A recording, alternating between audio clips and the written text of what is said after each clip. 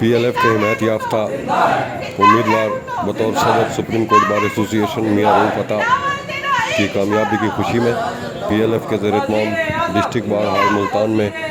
آج جشن منایا گیا، مٹھائی تقسیم کی گئی اور اس موقع پر تقریب میں پی ایل ایف جنوبی پنجاب کے صدر شیخ غیاث الحق، ضلعی صدر بیرسٹر فیض رسول لابر، رانا جاوید اختر، پیاز بھٹا، سید علی حسن شاہ، فیروزہ فیض، ماجد رضوی، اشتیاق شاہ، فردوس جمال، نگینہ مظفر، ذل فاطمہ، عائشہ علی، حسنین گیلانی، شاہد حمید اور دیگر وکلاء نے خطاب کرتے ہوئے کہا میڈم آگے سے کہ تو ہٹ آج جاؤ۔ وقت نے ثابت کر دیا ہے کہ میاں رؤف عطا کی کامیابی پاکستان کا سب سے باشعور طبقے وکلاء اس بات کے حامی ہے کہ ملک میں قانون اور پارلیمنٹ کی بالادستی سب سے مقدم ہے،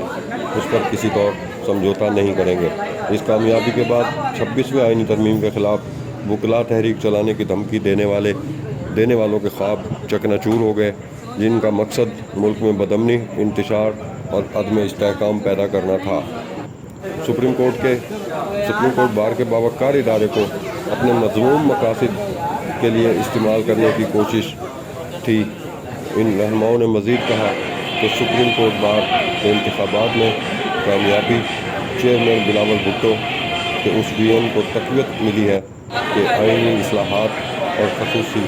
آئینی بینچ کی تشکیل وقت کی اہم ضرورت تھی، جس کو وکلاء کی حمایت حاصل تھی۔